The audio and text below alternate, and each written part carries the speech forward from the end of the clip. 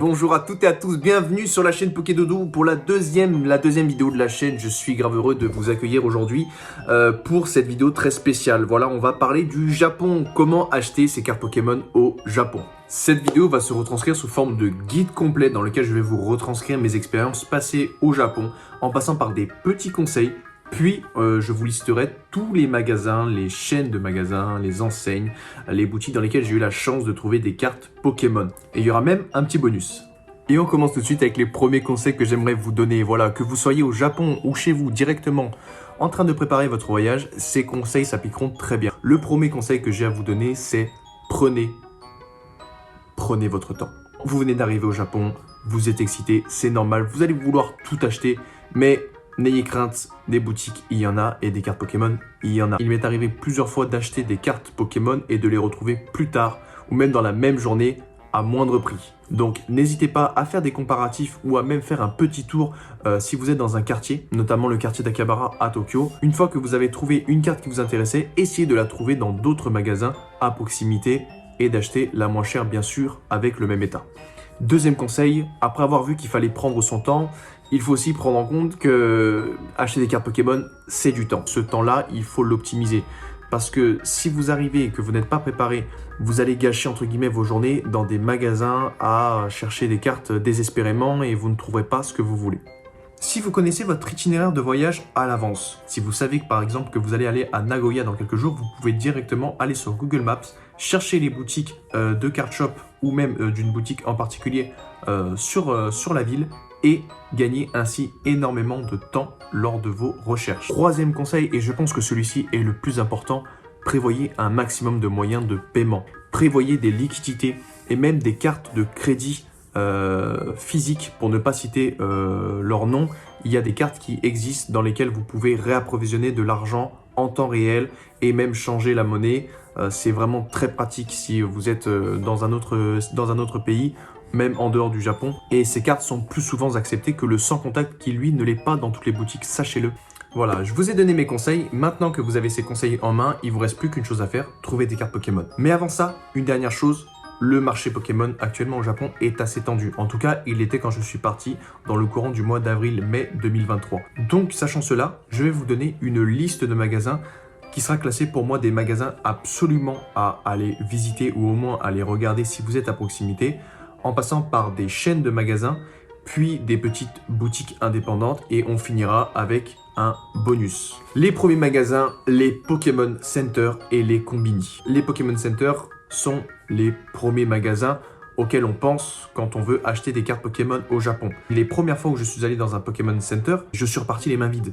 En réalité, les Pokémon Center, c'est les magasins avec les plus grands stocks de cartes Pokémon. Mais il faut le savoir, les cartes Pokémon dans les Pokémon Center ne se trouvent qu'en caisse. Si vous êtes tout seul ou accompagné, vous aurez le droit à un nombre de boosters par personne. Attention, dans les Pokémon Center, vous ne pourrez avoir que des boosters à l'unité, non pesés, non triés, bien sûr, issus de display, mais vous ne pourrez pas avoir de display. Mais ceci est un bon moyen pour commencer à acheter des cartes Pokémon au Japon. Il y a une exception dans les Pokémon Center, vous pouvez en réalité acheter des displays de cartes Pokémon. Il suffit en fait de s'inscrire sur une loterie en ligne. Quand je demandais à des vendeurs japonais s'il était possible d'acheter des displays entiers, on me répondait qu'il fallait participer à des loteries. Ce système de loterie est directement détaillé sur le site Pokémon Center. Traduisez la page et allez dans la rubrique concernant les ventes de loterie.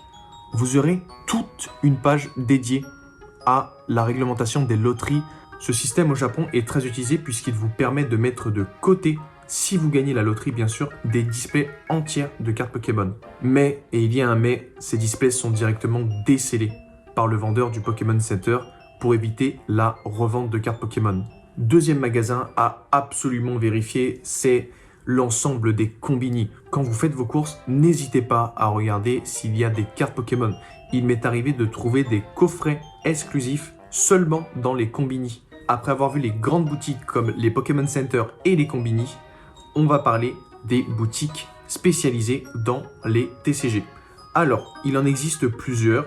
J'en ai pris 5, voilà, mais il en existe d'autres. J'estime que c'est les boutiques qu'on retrouve le plus dans le pays. Et en plus de ça, vous trouverez dans ces boutiques d'autres TCG autres que Pokémon. On retrouve comme nom de boutique Big Magic, Yellow Submarine, Celabo, Full Comp et Cardbox. Ces boutiques regorgent de cartes à l'unité. Je vous mets des vidéos en exemple pour vous montrer comment sont présentés ces magasins.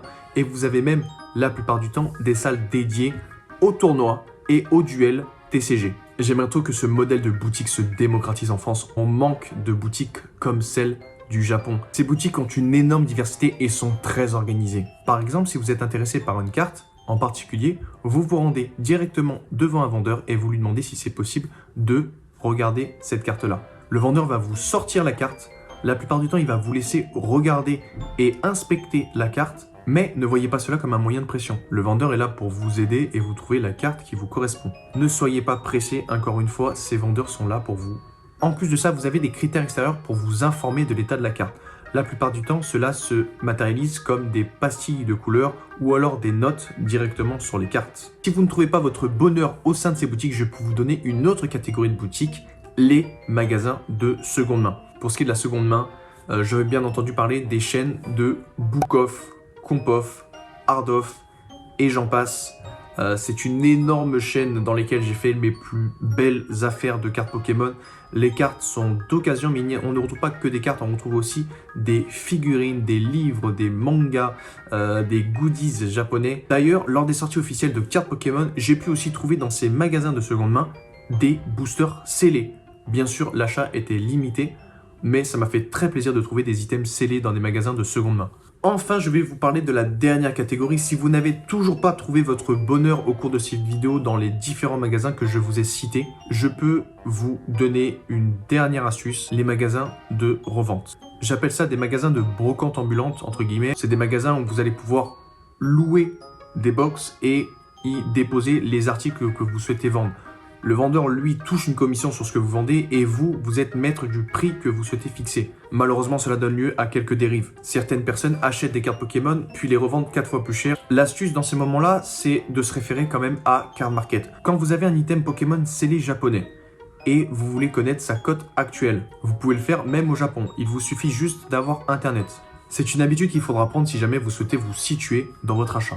Pour ma part, petite anecdote, j'ai trouvé ma seule et unique display scellé dans ce genre de magasin. Je l'ai payé un peu plus cher que la cote normale, mais je suis très heureux d'avoir ramené un item scellé du Japon.